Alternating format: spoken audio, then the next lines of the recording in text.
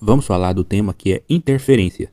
E o que podemos dizer sobre esse tema é uma relação do mundo material com o mundo espiritual. E nada fica quieto por muito tempo no mundo espiritual. Não existe um sossego que não venha a ser atrapalhado pela presença do demônio. Então, geralmente quando o homem está sossegado, é quando o demônio vem perturbar, criar alguma intriga, colocar um pensamento, uma dúvida, um questionamento. A gente pode dizer que as dificuldades elas vão vir na nossa vida mais cedo ou mais tarde. Por que eu estou dizendo isso? Porque eu sinto que eu estou vivendo um momento de tranquilidade, certo? Mas no mundo espiritual eu preciso estar desperto. Não é porque tudo parece bem que tudo está bem, tá? Tem certos tipos de coisas que o homem jamais deve se acostumar aqui neste mundo. E eu poderia dizer que uma delas é o sossego, pois nós não vamos ter tranquilidade nenhuma nessa vida enquanto não alcançarmos o nosso fim último, que é a salvação. Então aqui está o exemplo de coisas que o homem nunca deve se acostumar. O sossego, a falta de afazeres, coisas ruins, o medo, a ansiedade, todos os sentimentos negativos e tudo que afasta o homem de Deus. Isto nós nunca devemos nos acostumar. E aqui o tema do vídeo se chama interferências ou intervenções. E ela parte do mundo espiritual. E elas vão acontecer mais cedo ou mais tarde, pois o mundo espiritual é presente de maneira intensiva aqui neste mundo. Os seres espirituais estão sempre trabalhando, independente da nossa visão ou não deles. Ou seja, a qualquer momento, uma seta demoníaca ou uma bênção angelical pode acontecer na vida do homem, gerando mudanças. Então, nós temos a opção de interagir ou não com essa realidade espiritual. Porém, isso não vai mudar o fato. Então, nada altera a existência do mundo espiritual, dessas coisas que aqui estão sendo citadas, e também as consequências da mesma. Então, sempre que algo acontece, traz consequência. É onde vem a intervenção, onde vem a mudança do nosso plano material. Então, o homem tem que estar apto a resistir a toda e qualquer influência espiritual negativa. Não aceitá-las, não se acostumar a elas e não tornar elas parte da sua realidade ou a sua realidade. E o homem deve buscar as intervenções, as orações em todos os meios, a interferência divina, a intervenção divina.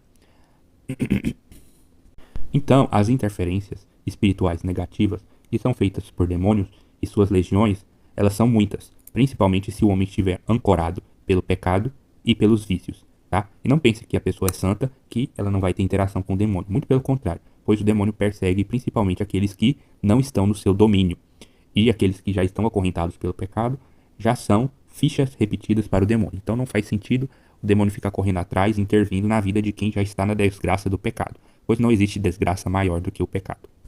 Então, Deus busca interferir na nossa existência para nos dar bons frutos, para trazer amadurecimento e crescimento espiritual.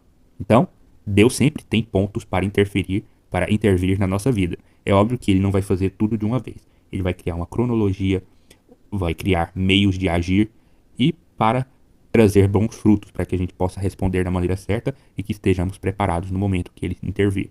Por isso é importante ter essa comunhão com o mundo espiritual para a gente não decepcionar a Deus.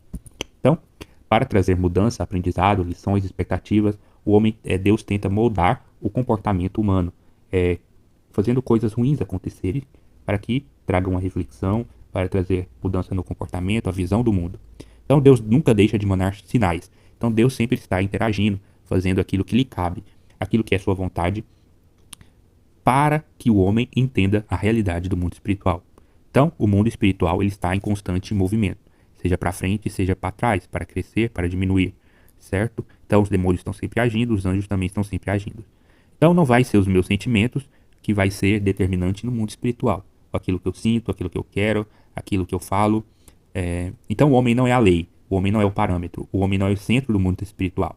Então, essa ideia de que o homem deve ser colocado como centro de tudo, como centro do mundo, além de uma heresia, uma falsidade muito grande, coloca o homem em uma posição de vulnerabilidade, de querer colocar-se no lugar de Deus, e é uma completa tolice, idiotice e totalmente vazia quando o assunto é mundo espiritual.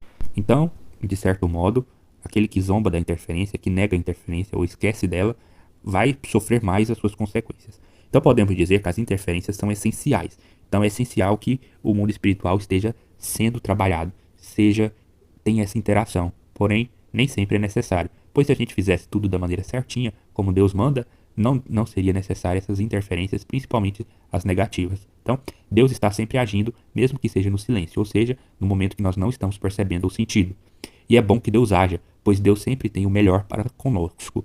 Deus sempre quer tirar os melhores frutos, pois a salvação ela não se dá na hora da morte. Ou seja, Deus precisa agir antes da gente morrer, antes de chegar a hora, enquanto ainda é tempo. Então, e é óbvio que as coisas não podem depender só de Deus. Nós precisamos fazer a nossa parte. Então o homem precisa de motivação. Muitas vezes o homem precisa de um cabresto, de uma ordem, de algo parecido com a tirania, mas não necessariamente de Deus.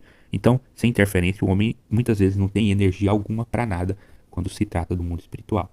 Então as dificuldades elas vêm para nos dar combustível, para quando a gente vê uma barreira no mundo material, a gente precisa ganhar força para pular essa barreira. E essa força vai vir do mundo espiritual, através dos anjos, através das dificuldades, das doenças, das incertezas, dos momentos de calamidades, por assim dizer. Então, muitas vezes o que acontece, e é necessário, é que o homem encontre esse gás espiritual, esse chacoalhão, um banho de água fria, um rebuliço. E é isso que acontece na vida dos homens, a todo instante. Pois o mundo, ele pode mudar da água por vinho em pouco tempo, certo? O mundo, ele não balança, ele capota.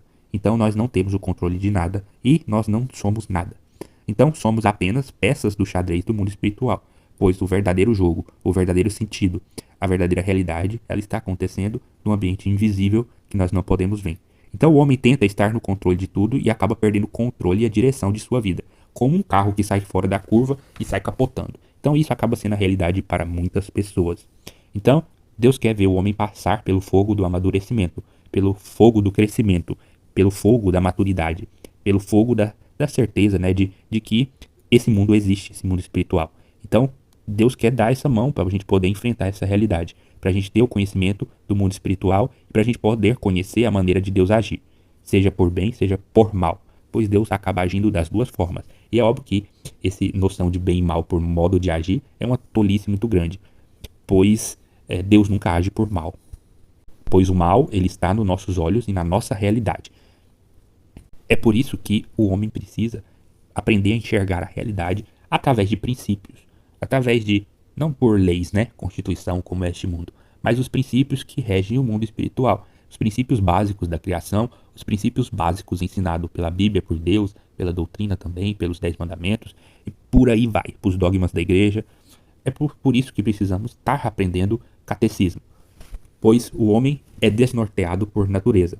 Então ele não tem uma bússola, um guia no seu próprio pensamento, na sua própria sabedoria ou nas coisas que ele tem. É preciso trabalhar muito esses conceitos para o homem alcançar um amadurecimento de vida espiritual, para poder aprender até nas coisas mais simples da vida, poder enxergar Deus, a maneira dele agir e não viver das loucuras do mundo e da realidade do mundo perdido.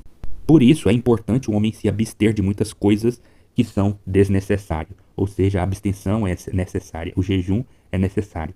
E muitas vezes essa abstenção pode ser voluntária ou involuntária. Voluntária é quando eu mesmo abro mão daquela coisa por um bem maior, por uma verdade real e espiritual que se misturam, e eu dedico aquela verdade para Deus, para que Deus possa agir, transformar a minha vida. Ou pode ser involuntária, que é quando Deus te obriga a fazer uma coisa ou passar por uma situação que é desagradável, ou você ainda não tinha maturidade para poder absorvê-la e encarar como uma pessoa madura, como uma pessoa que tem que crescer e necessita crescer e não ser apenas uma criança mimada, já que as realidades ruins faz parte da vida de todo mundo e o que muda muitas vezes é a maneira que essa pessoa vai encarar. Então Deus manda ao longo do tempo diversas tempestades, que foi o que aconteceu recentemente nos Estados Unidos, um tal de furacão Milton, certo? E muitas pessoas teve que deixar suas casas, sair do conforto do lar, não por medo, mas por precaução e por necessidade. E devemos lembrar que Deus tenta proteger aquele que Ele ama e, por isso, tem que afastar os empecilhos que atrapalham esse amor. Então Deus tenta tirar tudo de ruim da nossa vida, todos os carrapatos, todos as lendas, tudo aquilo de ruim, todos os sanguessugas, não só pessoas, como coisas, objetos, bens materiais, loucuras, e tudo que tem no mundo que nos distrai. Deus tenta afastar essas coisas de nós. E devemos lembrar que tudo que vem para nos fazer mal, para nos levar ao inferno, Deus não faz questão de que essas coisas permaneçam em nossa vida. Ou elas precisam ser afastadas, ou elas precisam ser destruídas, certo? É melhor que a gente faça isso por vontade própria, por nossa própria vontade.